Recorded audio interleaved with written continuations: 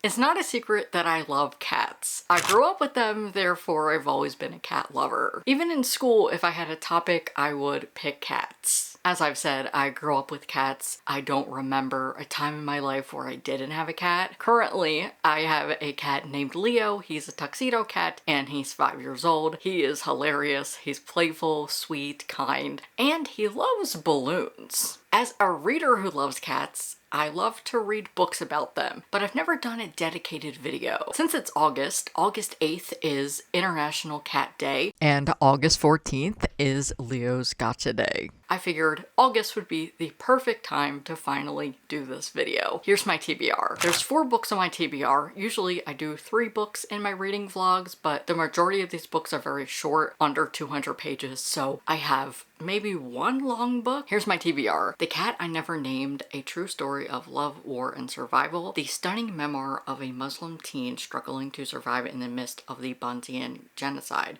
and the stray cat who protected her family through it all. The longest book on this TBR is Like Cats and Dogs by Lizzie. It's a romance, I believe. A small-town baker faces off against her longtime nemesis on a reality TV competition in this delightful romantic comedy. Okay, so it's a rom-com. Cat and Cat Adventures, The Quest for Snacks by Susie Yee.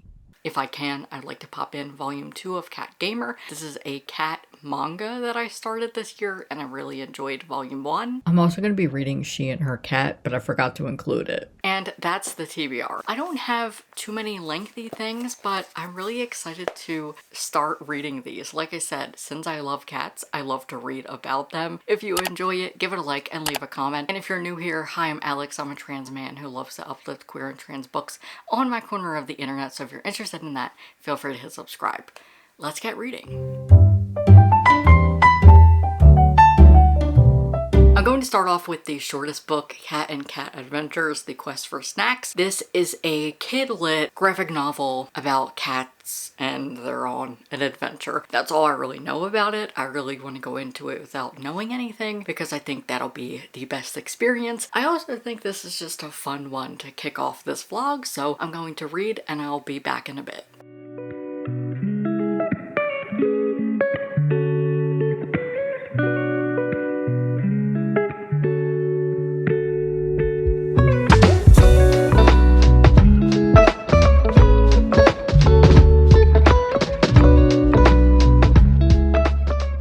Yesterday I read Cat and Cat Adventures. Here are my thoughts. I thought this was really cute and funny. It is a middle grade graphic novel about 2 cats who are on a mission to get unlimited snacks. They ate all of their snacks and are begging for more. This is very realistic cat behavior. These cats can talk and there is some magic involved. Basically, they go on a quest and have to obtain certain objects in order to get this potion of unlimited snacks, and they meet different cats along the way and they just go on this adventure. So I thought it was cute. It wasn't something that I would continue, but I did like it. I think if you have a child in your life who loves cats, this is a really good series. It's quick, it's fun, and it's funny. I did catch myself laughing sometimes because of the humor. Specifically on their quest, they meet a catfish who has a mermaid tail. It was so funny. I thought this was cute and I enjoyed it.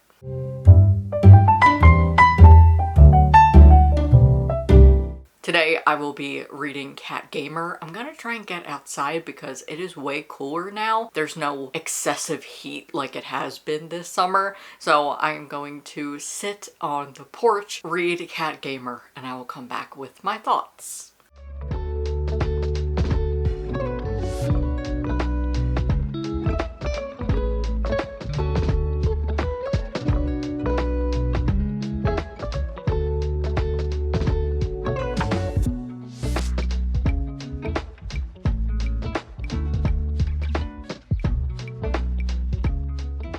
I just finished up Cat Gamer Volume 2. I have so much fun reading this series. If you've never heard of this, it's a manga series following a young woman who has never had a pet before. Her boss finds this stray tuxedo cat and offers it up to anybody working there. Everybody says no, but for some reason she says yes. She is single, she lives alone, and she takes this cat in without knowing how to raise a cat and what they need. So she's constantly going to the pet store and bothering the shopkeeper and asking her questions. I love this because you get to see a different perspective.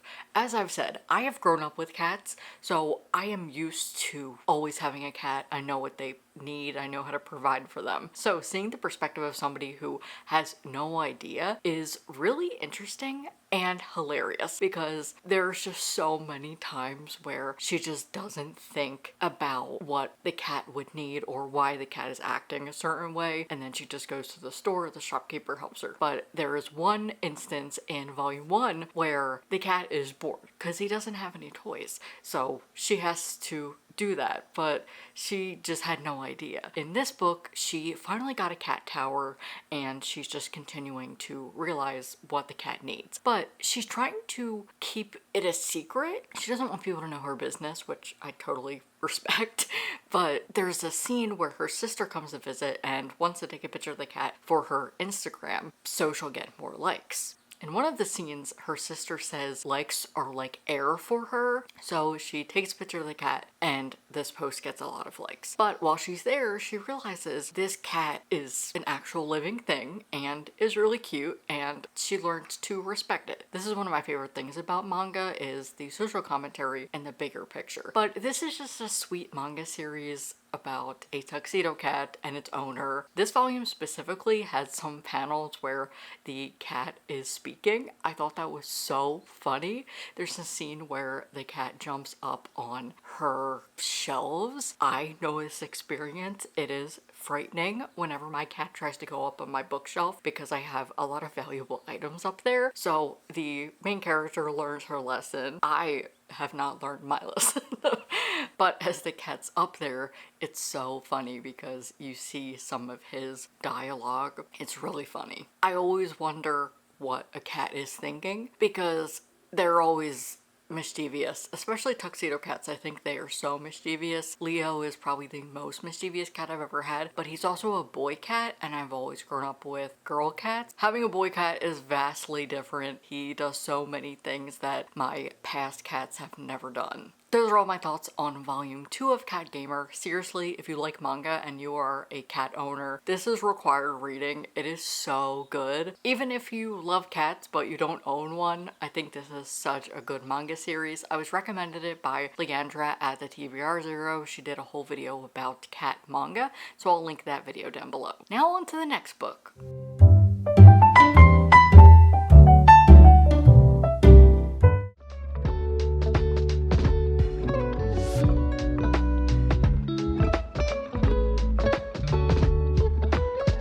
I thought I'd do a reading update because I haven't updated you in a while. I'm currently reading She and Her Cat. I thought I would be done by now, but this is a collection of 4 short stories. They're interconnected, following a bunch of different women and how they are connected to cats. We get to see the perspective from the woman and the perspective from the cat.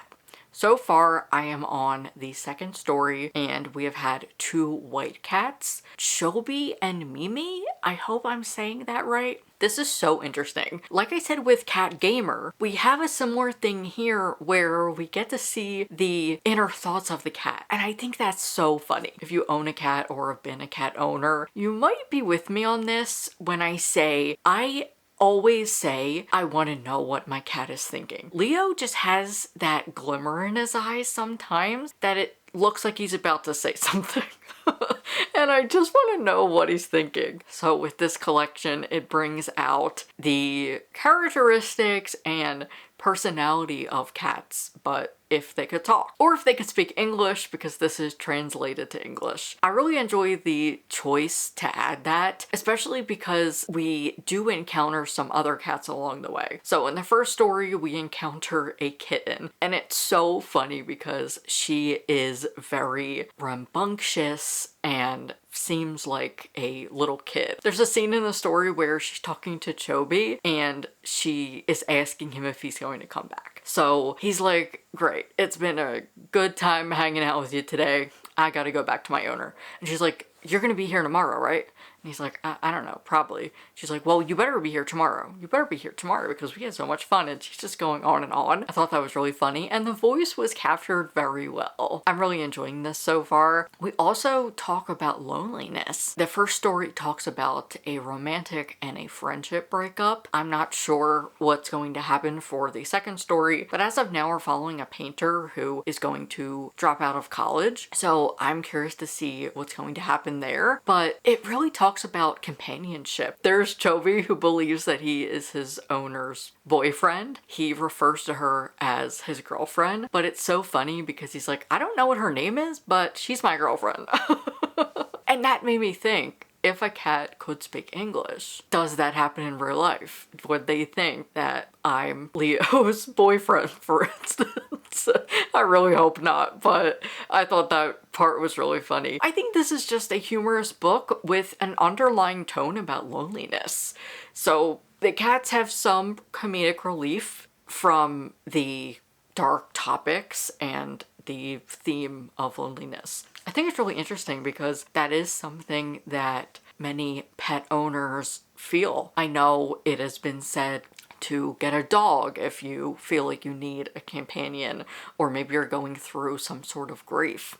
So I like that we are touching on cats being companions and who they can be a companion for. As you can see, I am enjoying this book and I can't wait to see what else is to come. Of course, I will update you once I've finished. Hi, I have some reading updates. First, I finished She and Her Cat. I really enjoyed this collection. I thought that it was sweet. I appreciated the way that it talked about companionship and loneliness when it comes to owning a cat. There's about 4 short stories and they're all interconnected. We are following different cats and their owners. We learn about how they became their cat. By reading their perspective, we get to see how much they love their owner, but we also get to see their whereabouts and them interacting with the other neighborhood cats. This isn't a new favorite, it didn't blow me away, but I did enjoy my time with it. I think it's perfect for any cat parent or cat lover out there. However, it is very sad. It is dark at times. It talks about grief and loneliness. We see different women in their lives going through a lot of loss and just feeling very low about themselves, so big trigger warnings for that. And now I have to talk about Like Cats and Dogs. I read 30% of this and I chose to DNF it. I was enjoying this and devouring it, but by the 30% mark, there was a certain line that did not go well for me and I could not continue. So we have 2 arch rivals. This is a rivals to lovers baker romance set on a competition show following 2 people who live in a small town, Magda and Mackenzie. Magda is an excellent baker and Mackenzie works at a coffee shop. There was some falling out that happened years ago and they've hated each other ever since. When I found out why, it was so petty. And I understand that happens, but my problem here was the age gap. I do not understand why this author felt the need to make these characters 6 years apart. It was so disgusting. I'm fine with an age gap romance if it makes sense and if the characters can be mature. This is an adult romance. These characters are in their 30s. I tried to do the math and I believe Magda is 32 and Mackenzie is 38. However, they met when Magda was 18 and he was 24, which is very weird to me personally. Maybe we could have gotten past that. I thought it was a cool concept. We have a baking competition and it's arch rivals. I love reading books about baking competitions. I was having a lot of fun until I read this line from Mackenzie, and I will read it for you as well. I'm going to read you the line that made me stop reading this book. I will give a little content warning for some predatory behavior because this basically is a grown man talking about an 18-year-old girl very inappropriately. It says, he needed to stop having age-inappropriate thoughts about a certain jailbait brunette with big blue eyes. She was a teenager, for Christ's sake, and he knew when to keep his damn hands off. But that hadn't stopped his thoughts from going a little haywire these last few weeks. She was fun to talk to, fun to flirt with, fun to watch blush over the most unexpected things, like when he complimented her souffle. But she was also the same age as Eleanor's baby sister, which put her firmly in the hell no zone. This book is written by a grown woman, mind you.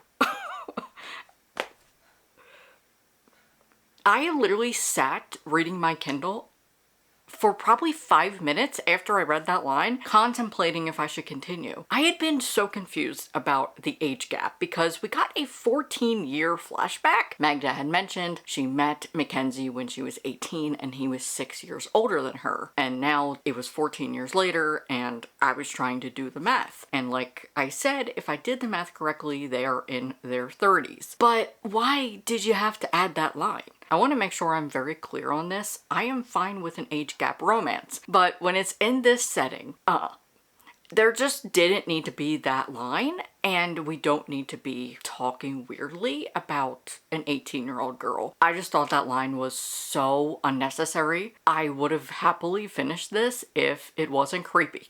Like, I think that's the best way I can explain it. I am so upset that this happened, but this is why I do not read romance books that nobody else has read. I was like, oh, this has cat in the title, it'll be fine. No. Always trust your gut. I don't know what these white, straight, cis-het romances think they're doing because this is not good. I don't like that. This is how I know I trust my reading taste, because if I go and branch out to reading something that I've never heard of, this is exactly what happens. It happened before with another romance that I read, and I had the same feeling here. I do not understand why this happens in cis-het romances, but I don't understand what the appeal is. This book has so many 5 stars and I am really confused. I do not understand, and I do not understand why this author chose to do this. I genuinely think this book would have been fine if the characters were like 2 to 4 years apart. It just should have been reworked. I genuinely think this book would have been good if it had been reworked. It is published by Forever, so it's traditionally published. I don't know why this line was able to even get past the editing team, and I think this would have been a solid book if it were restructured. I don't understand why the gap was so far. Also, I have never seen a 14-year flashback in a book before. That was really confusing. Truly, I think the timing was so off on this book. If we had at least just had everything closer, it would have made more sense. Or at least 10 years later. I was like, why are you a grown man beefing with an 18-year-old? I was so confused and I just could not even understand this rivalry, because why would you at 24 have a problem with an 18-year-old? And then still at 38 have a problem? I don't know. Maybe it's just that I am not somebody who holds a grudge like that. But I was just so confused by this whole entire book, and I do not recommend it. With that rant out of the way, let's get to the final book. And last on audio, I'm reading The Cat I Never Named, a true story of love, war, and survival by Amra, Sabic-El-Rayess. I'm 44% in, and this is a really tough read. This is a young adult memoir about the Bosnian genocide. It's set in 1992, following Amra as a teen living in Bosnia as the genocide is going on. I can't help but think about Palestine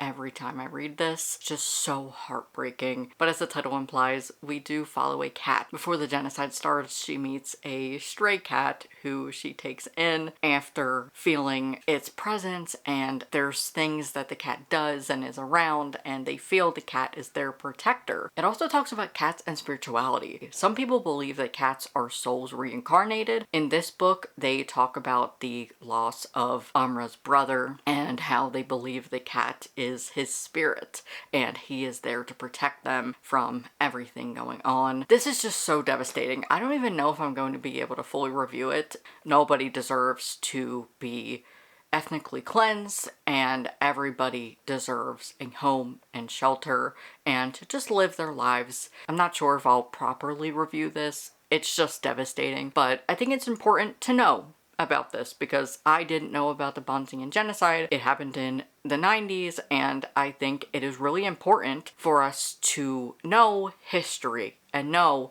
that this is not the first time this has happened.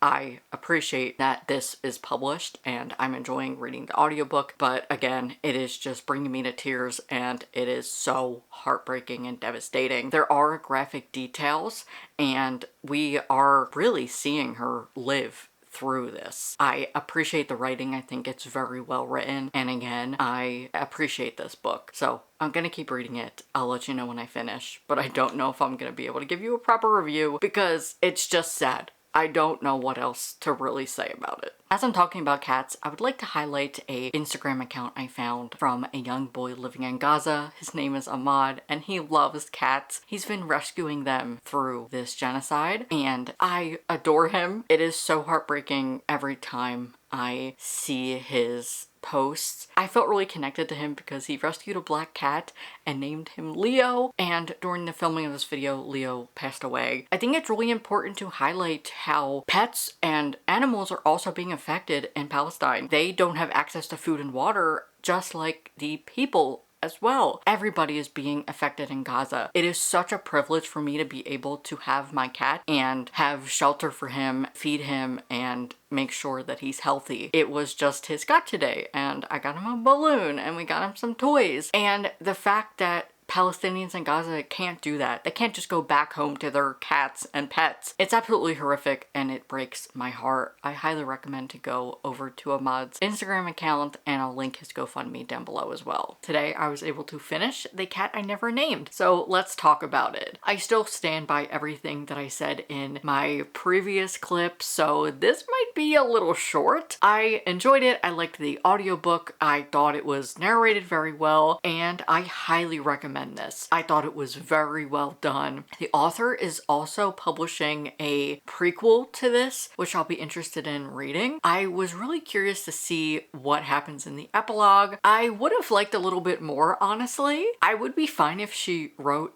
an adult version of this because I think it's very interesting. I do have the audiobook, so I'm not sure if the physical copy had any resources, but I would have liked to have some resources sharing other books that you can read after this because I want to know more about the Bosnian genocide. Hopefully the prequel will tell more. I'm curious to know a little bit more about the beginnings of this and how it really started. We briefly learn about this, but for myself personally, I want to know more about this part of history. It's set in the 90s, from 1992 to 1995. We see Amra become a refugee and immigrate to the US. As the title is The Cat I Never Named, she talks a lot about Matsi, her stray cat that she took in and they believe is magical. She was there to help them all the time. Matsi is such a magical cat. I think they were able to exemplify how important cats are in people's lives, how they can be a companion. She talks about oftentimes having so much stress and anxiety from the war that she felt so much comfort when her cat was nearby, and Matsi would rub against her and purr, and Amra would pet her. Matsi is always there to save the day,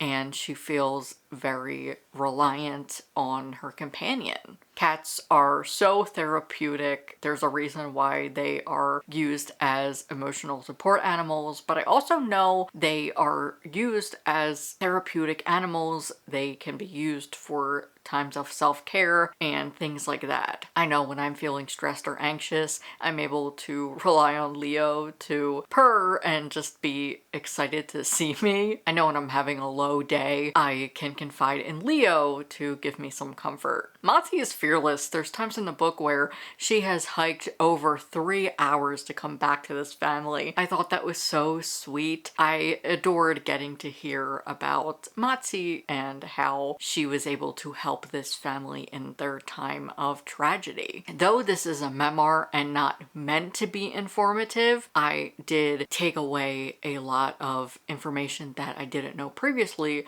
to going into this book.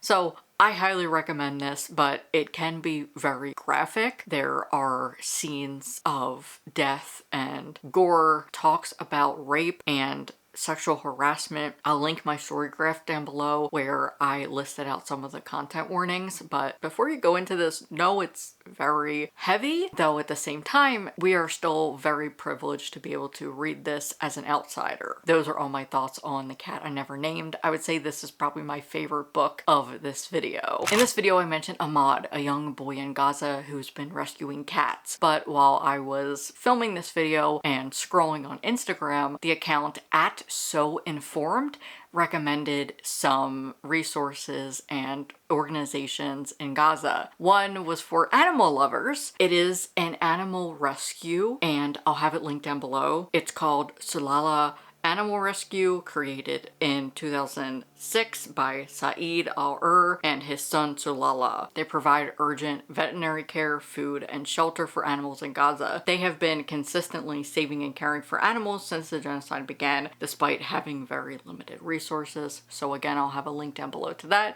if you want to support. Anything helps. And back to the video.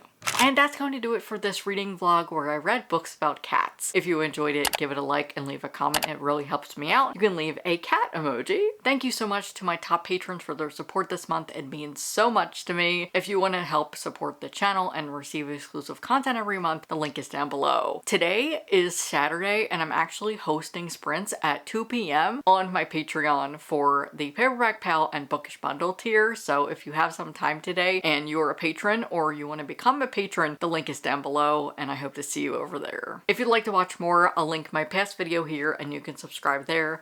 Bye.